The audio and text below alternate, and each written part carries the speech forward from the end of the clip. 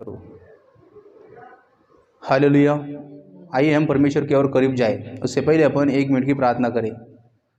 हो प्यारे परमेश्वर पिता, इस सुंदर से समय के लिए और इस सुंदर से जीवन के लिए आपका धन्यवाद करते प्रभु। और हम सभी के ऊपर आपका अनुग्रह होता रहे और हम सभी को समझ और ज्ञान से भरे मेरे पिता। ये छोटी सी प्रार्थना आपके प्रिय पुत्र हम सभी के उद्धार करता प्रभु यीशु मसीह के नाम से मांगते पिता। सुनिए और ग्रहण कीजिए प्यारे परमेश्वर पिता, आमीन। बाइबल अध्ययन से आप समझ सकते हैं कि परमेश्वर किसके समान है, उसके विचारों, उसकी योजनाओं और उसके प्रतिज्ञाओं को जो आपके लिए है ना। हालेलुया। बाइबल के शुरू में विषय सूची आपकी मदद करेगी। जैसे कि हमने बाइबल को खोला, शुरू में हम उन छोटी छोटी 66 पुस्तकों के नाम मिलेंगे। अनुवादों ने विषय इस प्रकार रखा है जैसे कि पहले पुस्तकों के नाम, फिर पुस्तकों में अध्याय, फिर अध्यायों में वचन, है ना। हालेलुया। जैसे कि उदाहरण, हमें श्रेष्ठ गीत उसका दूसरा अध्याय 5वां वचन पढ़ना है तो हमें पहले पुस्तक यानी बाइबल निकालना होगा, यानी श्रेष्ठ गीत पुस्तक खोलना होगा, उसमें अध्याय दूसरा ढूंढना होगा, फिर उसमें वचन 5वां ढूंढना होगा, फिर अपने को वचन मिलेगा, फिर वचन पढ़ेंगे अपन, फिर वचन अपने जीवन में कार्य करेगा। आमीन। आइए हम यूहन्ना उसका 3रा अध्याय 16वां वचन देखें। यहाँ पर संसार की महान प्रतिज्ञा है, क्योंकि परमेश्वर ने जगत से ऐसा प्रेम किया है, उसने अपना एकलौता पुत्र दे दिया, जो कोई उस पर विश्वास करे नाश न हो परंतु अनंत जीवन पाए। आमीन। आइए हम 2 तीमुथियुस उसका 3रा अध्याय 15 और 16वां वचन देखें। और बालकपन से पवित्र शास्त्र तेरा जाना हुआ है, जो तुझे मसीह पर विश्वास से उद्धार प्राप्त करने के लिए बुद्धिमान बना सकता है। आमीन। हर एक पवित्र शास्त्र परमेश्वर की प्रेरणा से रचा गया है और उपदेश और समझाने और सुधारने और धर्म की शिक्षा देने के लिए लाभदायक है। आमीन। पवित्र शास्त्र जो मसीह यीशु में विश्वास के द्वारा हमें उद्धार पाने के लिए बुद्धि दे सकता है। आमीन। आइए हम 2 पत्रस उसका 1 अध्याय 3 से 4वां वचन देखें।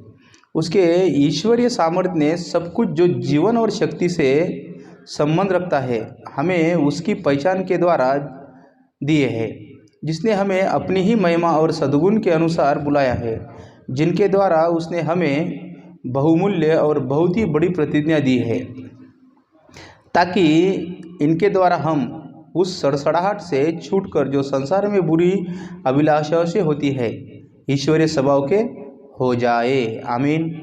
बहुमूल्य उत्तम प्रतिज्ञा दी है, जिससे कि हम उनके द्वारा यानी प्रभु यीशु के द्वारा उस भ्रष्ट आचरण से जो वासना के कारण इस संसार में छूटकर ईश्वरीय स्वभाव के सहभागी हो जाए। आमीन।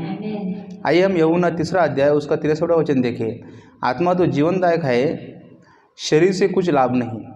जो बातें मैंने तुमसे कही है वे आत्मा है और जीवन भी है। आमीन। मतलब बुरी अभिलाषा और गंदे काम, सोच जैसे और ऐसे बहुत से बुरे काम हैं, है ना। इसीलिए बाइबल पढ़ने से हम अच्छे स्वभाव के बन जाएंगे। आमीन। आइए हम भजन संहिता उसके 33वां अध्याय 6वां वचन से 9वां वचन देखें। आकाशमंडल यहोवा के वचन से और उसके सारे गणों की रचना उसके मुंह की श्वास से हुई, क्योंकि वो बोला और वो हो गया, उसने आज्ञा दी और ठीक वैसा ही हो गया। आमीन। और इब्रानियों 11वां अध्याय 3रा वचन भी देख लेना।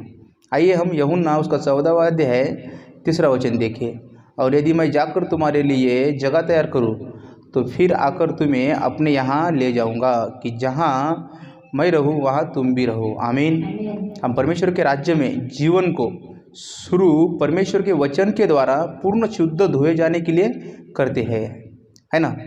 हालेलुया। तुम उस वचन के कारण जो मैंने तुमसे कहा है यानी प्रभु यीशु ने शुद्ध हो चुके हो। आमीन। और इफिसियों उसका 5वां अध्याय और 25वां वचन 27वां वचन भी देख लेना। आइए हम भजन संहिता उसके 119वां अध्याय और 9वां वचन और 11वां वचन देखें। जवान अपने चाल चलन को किस उपाय से शुद्ध रखे, तेरे वचन के अनुसार सावधान रहने से मैं पूरे मन से तेरी खोज में लगा हूँ। मुझे तेरी आज्ञाओं की बाट से भटकने न दे। मैंने तेरे वचन को अपने हृदय में रख छोड़ा है कि तेरे विरुद्ध पाप न करूं। आमीन। परमेश्वर का वचन जो हमारे हृदय में बोया गया है हमें पाप से मुक्त रखता है ना। जवान अपनी चाल चलन को कैसे शुद्ध रखे, कैसे?